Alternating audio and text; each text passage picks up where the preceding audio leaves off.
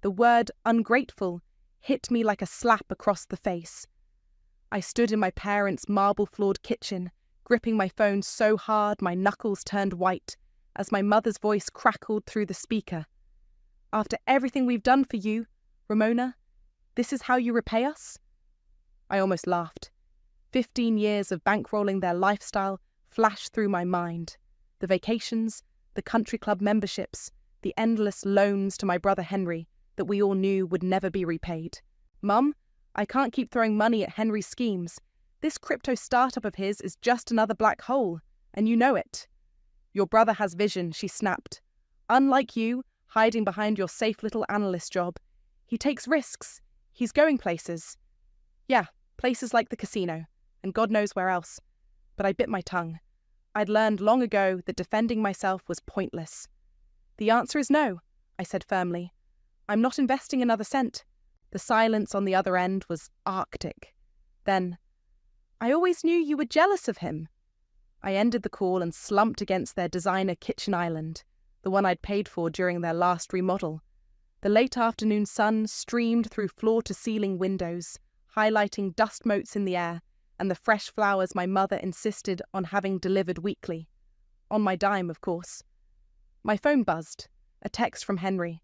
"Come on, sis, don't be like that. Just hear me out over dinner? Delete."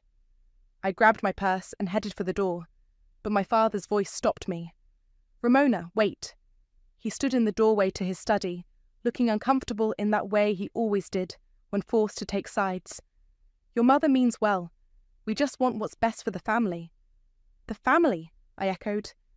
"Dad, I've been living in a studio apartment for years while funding your lifestyle. When was the last time anyone asked what was best for me?" He shifted his weight, avoiding my eyes.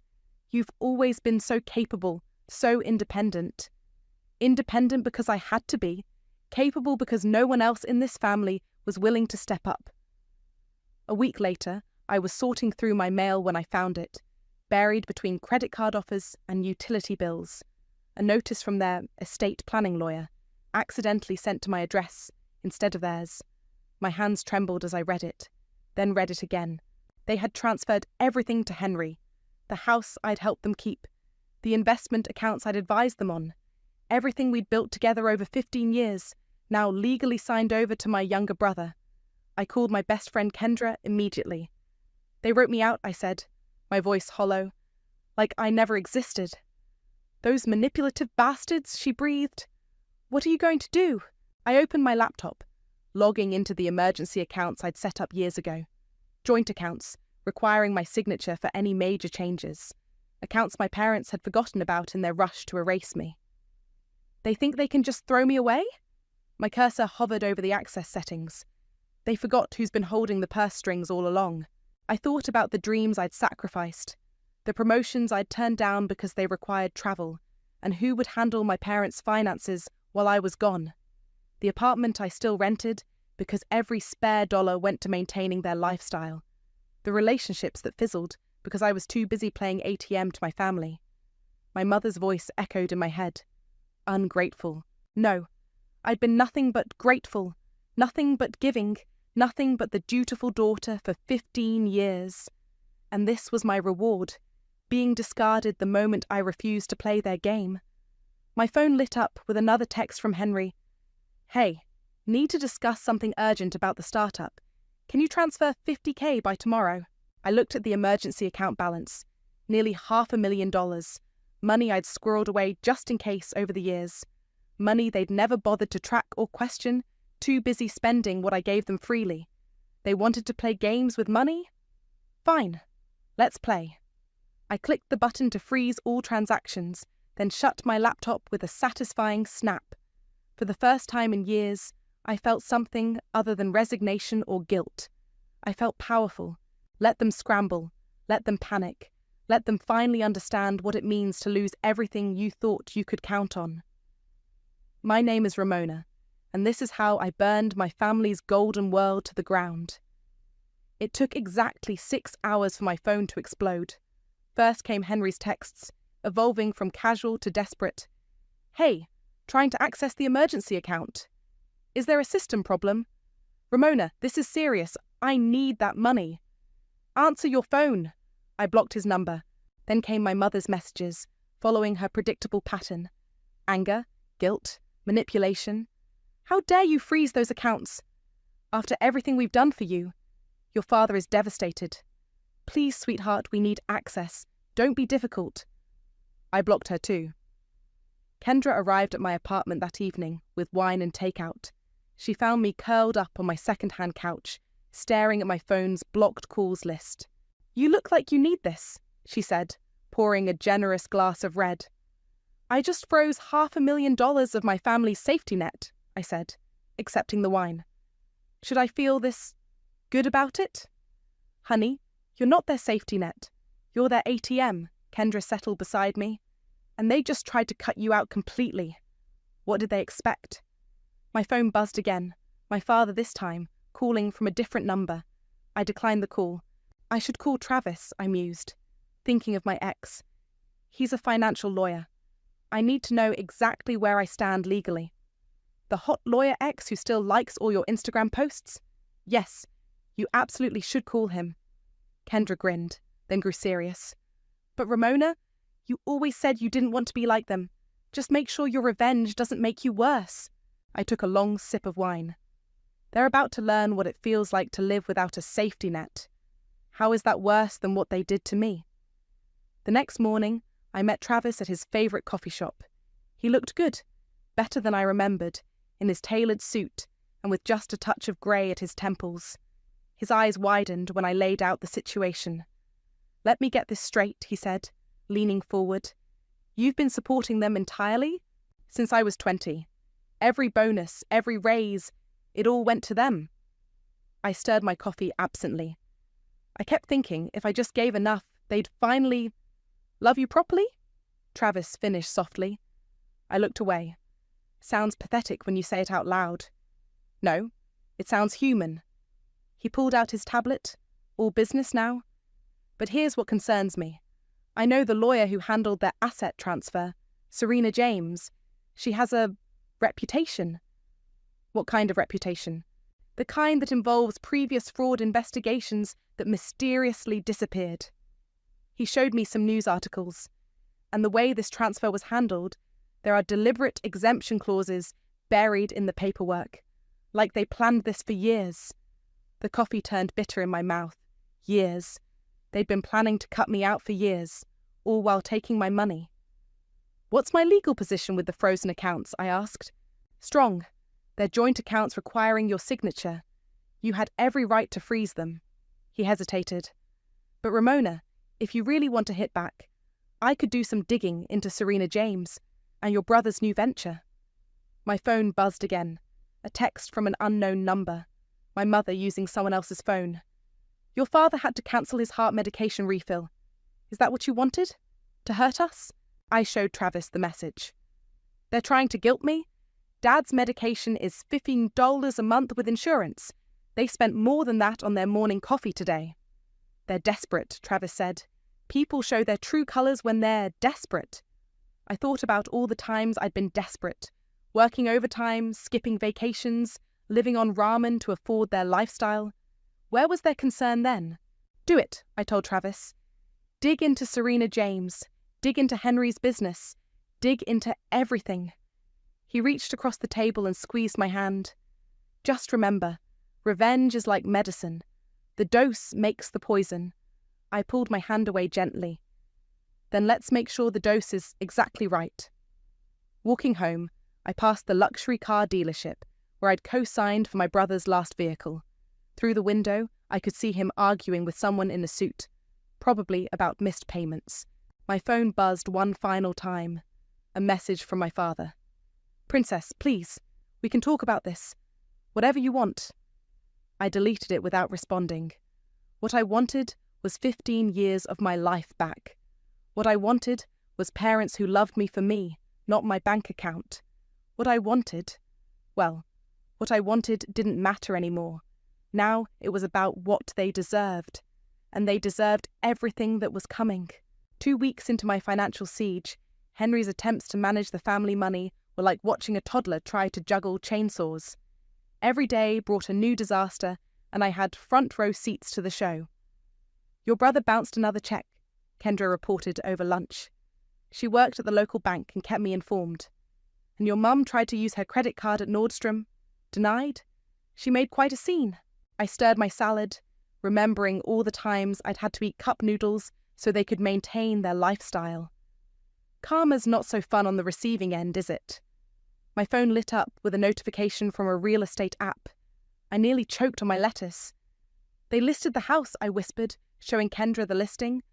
For a quick sale, way under market value, the colonial-style home filled my screen, its pristine lawn, the wraparound porch where I'd spent countless summers reading, the bay window I'd helped restore last year. My throat tightened. That's the house you saved from foreclosure, right? Kendra asked gently. 10 years ago. I closed the app. Dad lost his job. They were 3 months behind on payments. I refinanced it in my name, used my first big bonus as a down payment. And now they're selling it without you. Trying to sell it, I corrected. No one's buying that house until the fraud investigation is complete. Speaking of which, Travis called that evening while I was making dinner. You need to hear this, he said, without preamble. Remember how I was looking into Serena James and your brother's business? Find something? More like everything. Henry's blockchain startup doesn't exist. It's a shell company. And guess who helped him set it up? Serena James. I set down my knife. Go on. The company's just moving money around. Large amounts, weird patterns, classic money laundering signs. And get this, some of the transfers trace back to known gambling operations. The pieces clicked. Henry's late-night meetings, the constant need for cash, the desperate texts when I froze the accounts. He's in trouble, isn't he? I asked. Real trouble. If by trouble you mean potential criminal charges? Yeah. And your parents' lawyer knew exactly what she was doing when she helped him set this up. I heard a knock at my door. Through the peephole, I saw Henry. Dishevelled, unshaven, nothing like his usual polished self. I have to go, I told Travis. My brother's here. Want me to stay on the line? No, I can handle him. I opened the door but kept the chain on. What do you want? Please, Ramona. His eyes were bloodshot. I need help. There are people. I owe them money. Gambling debts? He flinched. How did you... Doesn't matter. What matters is you're not my problem anymore. Mom and Dad made that very clear when they signed everything over to you. They didn't mean... Yes, they did. I met his eyes. They meant every signature, every clause, every deliberate move to cut me out while taking my money. And now you're all learning what life is like without your personal banker. These people are dangerous, he whispered. If I don't pay, then I guess you better sell that fancy car. Or maybe that Rolex I bought you last Christmas. I started to close the door. Oh, wait, you probably already pawned it. You're my sister.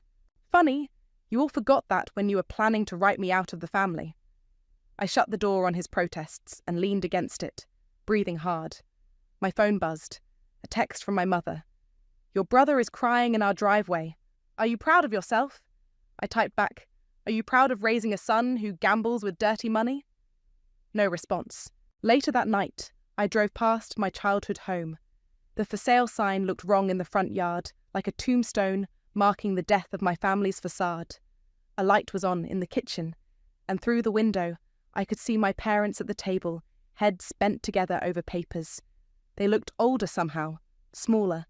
For a moment, my finger hovered over my mother's number. It would be so easy to give in, to be the responsible one again, to fix everything like I always did. Then I remembered the asset transfer papers, the deliberate clauses Travis had found, the years of planning behind my exclusion. They'd been preparing to discard me all along, even while taking my money. I drove away, leaving them to their dimly lit kitchen and their mounting bills. Let them learn what it feels like to be abandoned. My phone buzzed one last time. Travis again. Found more about Serena James. You're not going to believe this. I followed Henry's silver BMW through downtown, keeping 2 cars between us. He'd been making these mysterious trips 3 times a week, always claiming they were investor meetings for his blockchain startup, the startup that didn't exist. He pulled into the parking lot of the Golden Palace Casino. Some investor meeting. Got you, I muttered, snapping photos with my phone. Through the windshield, I watched him hurry inside, looking over his shoulder like a man who knew he was in trouble. My phone rang. Travis. That background check on Serena James came back, he said. She's been involved in 3 different money laundering cases, all dismissed under suspicious circumstances. Let me guess, she helped the guilty parties hide their assets. Exactly. And now she's helping your brother do the same thing. I was about to respond when someone knocked on my car window. I jumped. My mother stood there, designer handbag on her arm, face twisted with anger. Following your brother now? She demanded, as I reluctantly rolled down the window. What kind of sick game are you playing? The kind where I expose what's really going on, I said. Did you know your golden child is gambling away everything you gave him? He's networking, building business relationships. I gestured at the casino. In there? Wake up, Mum. He's not running a startup. He's running a money laundering scheme with your crooked lawyer. How dare you? She grabbed my car door handle, yanking it open. You've always been jealous of him, always trying to make him look bad. He doesn't need my help with that. I stepped out of the car, facing her. Tell me something. How long did you plan to cut me out? How many years did you spend taking my money while plotting behind my back? We did what was best for the family. I was family too. My voice cracked. Or was I just the bank account you kept around until you didn't need it anymore? You were never meant to be the star, Ramona. She smoothed her expensive blouse, one I'd bought her last birthday. You're the responsible one, the boring one. Henry has vision. Henry has gambling debts and a fraud investigation coming his way. Her face paled. What investigation? The one I'm helping build. I smiled coldly. Against him and Serena James. You wouldn't dare. Try me. A car door slammed nearby. My father emerged from their Mercedes, looking uncomfortable as usual. Tamara, please, he said to my mother. Not here. Did you know about the money laundering, Dad? I asked.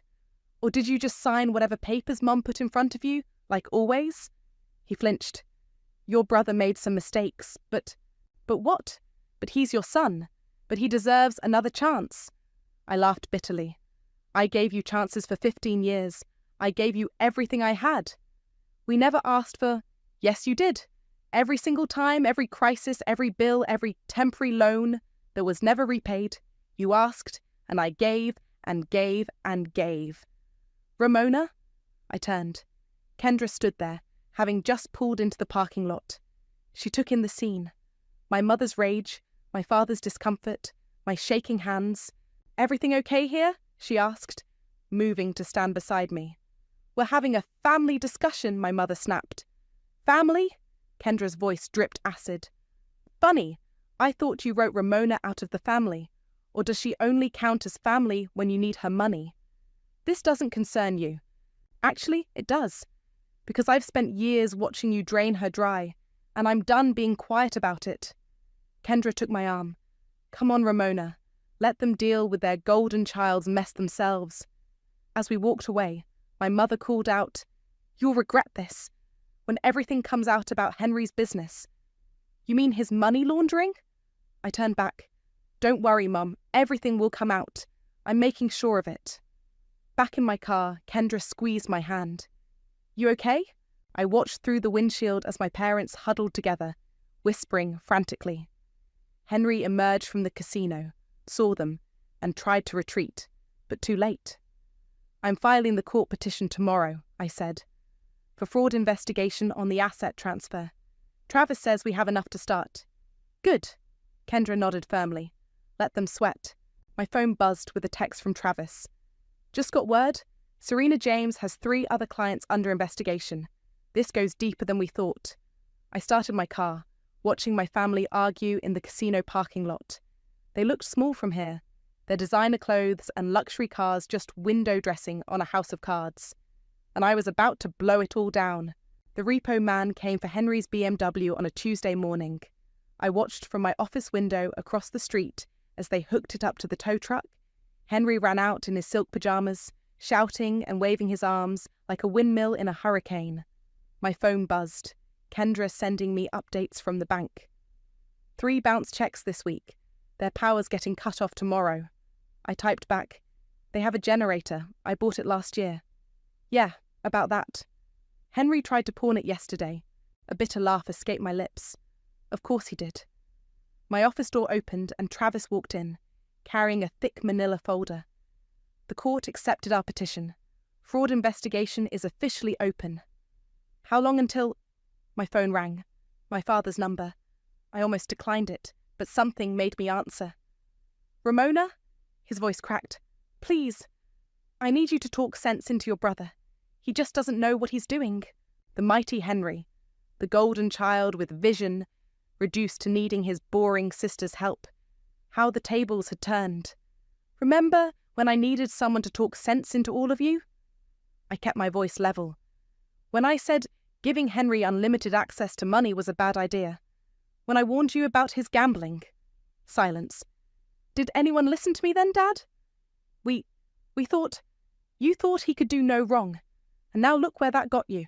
He started crying. Actually crying. In 15 years of playing their ATM, I'd never heard my father cry. I ended the call. "You okay?" Travis asked softly. "No." I stood up, pacing. "Yes? I don't know. This should feel better, right? Watching them fall apart? Revenge is complicated." He opened the folder. "Speaking of which, look what we found about Serena James." Documents spilled across my desk. Bank statements, court records, evidence of previous fraud cases mysteriously dropped. And there, in the middle of it all, a connection I hadn't expected.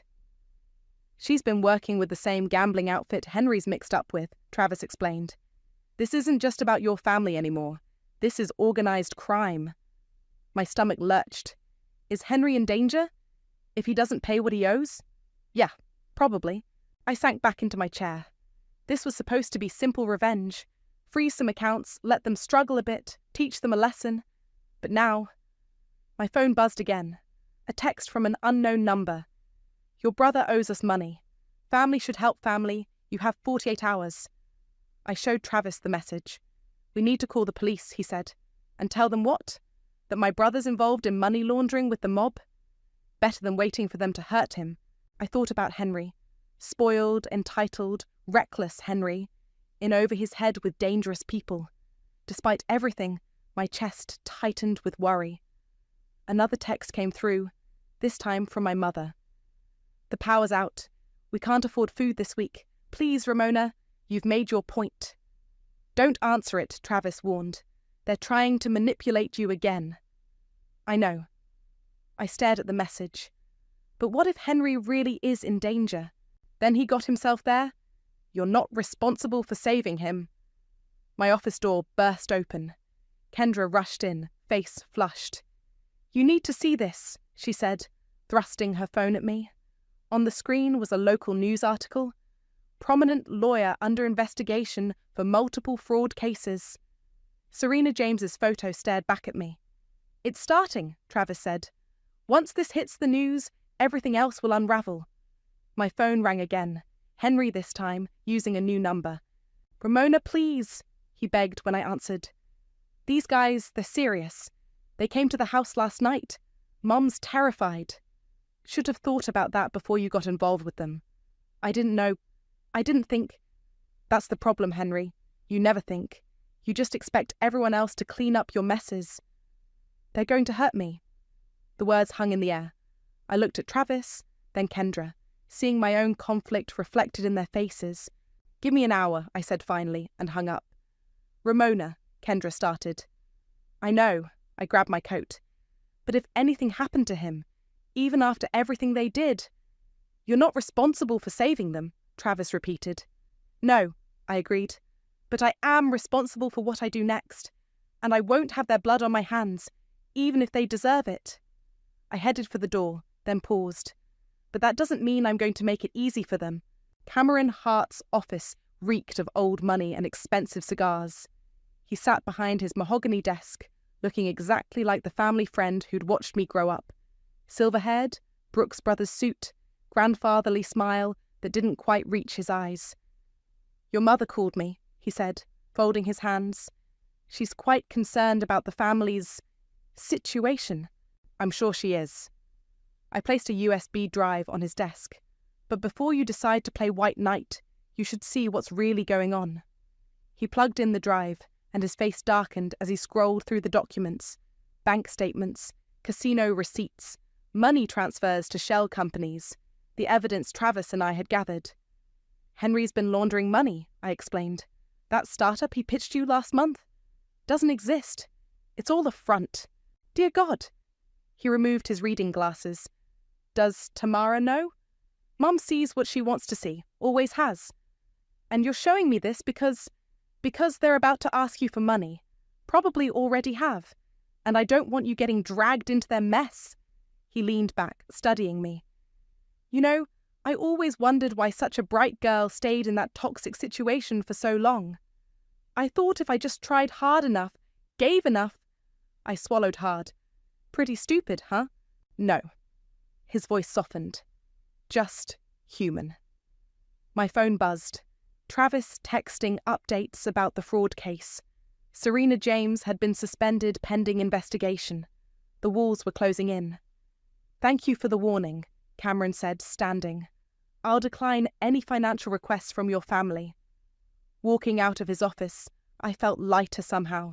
One less safety net for them to cling to. Back at my apartment, I found my mother waiting by the door. You went to Cameron, she accused. You poisoned him against us. The truth isn't poison, Mom. It's just the truth. We need his help. The electricity is still off. Henry's in trouble. Henry's in trouble because he gambled with dirty money. I unlocked my door, but she followed me inside. And you enabled him every step of the way. I protected him. That's what mothers do. What about protecting me? The words burst out before I could stop them. Who protected me when I was working 60-hour weeks to keep you all afloat? When I was living on ramen while you vacationed in Europe? You were strong. You didn't need... I needed my mother. My voice cracked. I needed you to love me as much as you loved him. To be proud of me, just once, without asking for money in the next breath. She sank onto my couch, the same second-hand couch I'd had for years, because every spare dollar went to them. Your father's been calling you, she said quietly. I know. He misses you. He misses my checkbook. She flinched. That's not fair. Neither was cutting me out after 15 years of support. Neither was planning it for years while taking my money. My phone rang. Travis again. I answered on speaker. Serena James is talking to investigators, he announced. She's naming names, including Henry's.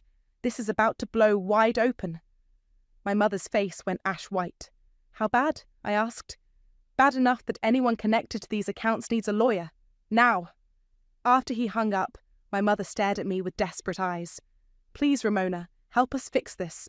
Fix it? I laughed bitterly. Like I fixed everything else? No, you made your choice when you signed those transfer papers. Now you get to live with it. We'll lose everything. Welcome to my world. I opened my door. Now get out. After she left, I called Kendra. You okay? She asked. No. I poured a glass of wine. I keep waiting to feel better about all this. Shouldn't revenge feel better? Maybe because deep down, you're not doing this for revenge anymore. You're doing it because it's right. They need to face consequences. My phone buzzed with a text from my father. Please call me. Just you and me. No mother, no Henry. I need to tell you something. I stared at the message, remembering all the times he'd stood by silently while my mother and Henry took and took and took. Delete it, Kendra advised. But something in my gut said this was different. Maybe because, for the first time in 15 years, my father wanted to talk to me alone. I'll call you back, I told Kendra, and pressed dial on my father's number. Whatever he had to say, it wouldn't change anything. But maybe, just maybe, it would help me understand why. My father sat across from me at the corner diner, hands wrapped around a coffee cup he hadn't touched. Without his usual expensive clothes and my mother's influence, he looked smaller, older. I knew, he said quietly, about the asset transfer, about Henry's gambling, about all of it. And you did nothing. I was a coward, his voice cracked. Every time your mother pushed for more money, every time Henry made another mistake, I stayed quiet. It was easier than fighting. Easier than protecting your daughter? He flinched. I told myself you were strong enough to handle it, that you didn't need protection.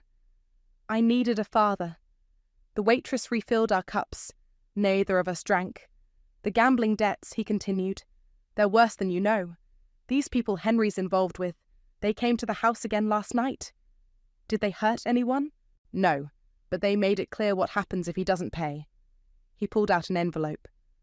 That's why I'm here, to give you this. Inside was a formal confession detailing everything, the money laundering, Serena James's involvement, the asset transfer scheme, all signed and notarized. Why? Because it's time someone in this family did the right thing. He met my eyes. Use it. Help the investigation. Maybe it'll help reduce Henry's charges if I come forward first. My phone buzzed. Travis calling with updates. Serena James took a plea deal, he said when I answered. She's turning over everything. Bank records, client lists, all of it. The DA's office is moving fast. I looked at my father. How much does Henry owe these people? 300,000. The number hit like a punch to the gut. Jesus, Dad. Your mother's trying to sell her jewellery. The cars are next, but it won't be enough. And you think that's my problem because I don't.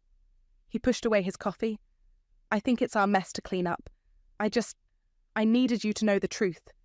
And to say I'm sorry for everything. My phone buzzed again. Kendra this time. Turn on the news now. I pulled up the local news app. There it was. Breaking news. Local lawyer's fraud scheme exposed. Multiple arrests expected. It's starting, I told my father. He nodded slowly. Good. Good? They might arrest your son. Better than what those loan sharks will do to him. He stood up, leaving money for the coffee. Whatever happens next, Ramona, you did the right thing, even if it doesn't feel like it. After he left, I sat there watching the news unfold. More details emerged. Connections to organised crime, multiple victims, millions in laundered funds. Henry's name hadn't surfaced yet, but it would. Travis called again. Police are heading to your parents' house with warrants. They're bringing Henry in for questioning. I drove there without thinking, arriving just as the police cars pulled up. My mother stood in the doorway, hand over her mouth. Henry sat on the porch steps, head in his hands. Ms. Gill? A detective approached me. We understand you have information about this case. I handed over my father's confession. Everything you need to know is in there. My mother's cry of betrayal cut through the air. How could you? How could I? I turned to face her. How could you spend 15 years taking everything I had, then try to throw me away? How could you watch your son destroy himself and call it vision? How could you? Henry looked up as the officers approached him. Sis, please. I'm not your ATM anymore, I said quietly. I'm not your safety net. I'm just the daughter you never wanted, finally walking away. They led Henry to a police car. My mother collapsed against the doorframe, sobbing. And my father stood straight for the first time in years, nodding slightly to me. Travis appeared beside me. You okay? No? I watched the police car drive away. But I will be. My phone buzzed one last time. A text from Kendra. Your old bedroom at my place is ready whenever you need it. Wine's already chilling. I took one last look at my childhood home, at the for sale sign now joined by police tape, at my mother's crumpled form, at my father's resigned stance. Let's go, I told Travis. There's nothing left for me here. As we drove away, I didn't feel the satisfaction I'd expected. No triumph, no joy in their downfall. Just a quiet certainty that finally, after 15 years, I was free. The police would handle Henry. The courts would handle the rest. And I would handle myself. For the first time in my adult life, that's all I had to worry about. The realtor handed me the keys to my new condo with a bright smile. Congratulations, it's all yours. Standing in the empty living room, sunlight streaming through floor-to-ceiling windows, I felt something unfamiliar. Peace. No guilt about the down payment, no worry about keeping money aside for family emergencies. Just my space, bought with my money, for me. My phone buzzed. Travis with updates about the case. Henry took a plea deal, he said when I answered. 2 years plus restitution. The organised crime connection helped. They're more interested in the bigger fish. And Serena James? Disbarred, looking at 5 to 7 years. He paused. Your father's testimony made a difference. The DA was impressed by his cooperation. I sat on the floor, leaning against freshly painted walls. Have you heard from my mother? She's still trying to salvage what she can, selling everything, claiming she knew nothing about the money laundering. Another pause. She asked about you. Of course she did. She probably needs money for lawyers. Actually, she asked if you were happy. The question caught me off guard. In 15 years of bankrolling their lifestyle, my mother had never once asked about my happiness. A knock at the door interrupted my response. Kendra stood there with a bottle of champagne and 2 glasses. First night in your new place, she announced, walking in. We're celebrating. I put Travis on speaker as she poured. Your father left something at my office for you, he said. Want me to bring it over? What is it? A letter. And the family photo albums. My throat tightened. Those albums held 20 years of memories. Birthdays, graduations, holidays. Before the money took over, before Henry's gambling, before everything fell apart. Bring them, I said. While we waited, Kendra helped me unpack. Each box represented something I'd bought for myself instead of my family. New dishes instead of paying Henry's car payment. Artwork instead of my mother's country club dues. Travis arrived with a banker's box and a pizza. We sat on my new floor, eating and drinking as I opened the letter from my father. Dear Ramona, these albums belong to you. They remind me of when we were a real family, before money poisoned everything. Your mother and I failed you. We took your love and twisted it into obligation. We took your generosity and treated it as a right. I'm not asking for forgiveness. I'm not asking for anything. I just want you to know that you were always enough. You were always extraordinary. We were too blind to see it. Henry starts his sentence next week. Your mother is staying with her sister. The house sells at auction soon. Everything we built on your sacrifice is gone. And that's exactly as it should be. Be happy, princess. Be free. Love, Dad. I closed the letter, hands shaking slightly. You okay? Kendra asked. Yeah. I reached for the albums. I think I actually am. We spent the evening looking through photos, laughing at old hairstyles and forgotten moments. In every picture, I searched my younger face for signs of what was coming. The years of sacrifice, the betrayal, the revenge. Look at this one, Travis said, pointing to a Christmas photo. You all looked so happy. We were, I admitted, before money became more important than love. My phone lit up with a text from my mother. The house auction is tomorrow. One last chance to save it. I showed it to Kendra and Travis. She's still trying to manipulate you, Kendra said. I know. I deleted the message without responding. But it doesn't work anymore. Travis refilled our glasses. To new beginnings? To freedom, I corrected, looking around my new space, at the boxes waiting to be unpacked, at friends who loved me without conditions, at a future unburdened by toxic obligation. I finally felt the weight lift completely. The revenge hadn't healed me. The satisfaction of watching their world crumble hadn't filled the void. What healed me was walking away, choosing myself, building something new from the ashes of what they destroyed. My phone buzzed one final time, a text from my father. The auction's done. It's really over now. I hope you're finding peace. I looked at Kendra and Travis, at the empty champagne bottle and half-eaten pizza, at the photo albums full of memories that couldn't hurt me anymore. I am, I typed back. Then I put down my phone and turned to my friends. Who's ready to help me paint this place? Maybe loving people who never loved me back wasn't my weakness after all. Maybe letting them go, choosing myself, building a new life without their poison. Maybe that was finally my strength. And strength, I was discovering, felt a lot like freedom.